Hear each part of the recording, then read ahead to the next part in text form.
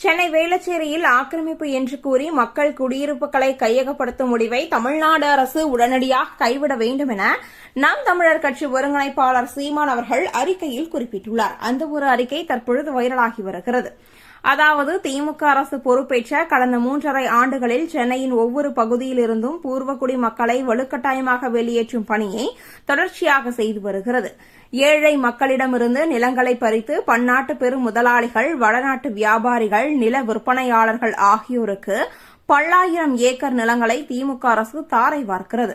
அரசியல்வாதிகள் ஆக்கிரமித்துள்ள அரசு நிலங்களை மீட்க திறனற்ற திமுக அரசு அப்பாவி மக்கள் வாழும் வாழ்விடங்களை இடித்து அதிகார துணை கொண்டு மிரட்டி விரட்டுவது கொடுங்கோன்மையின் உச்சமாகும்.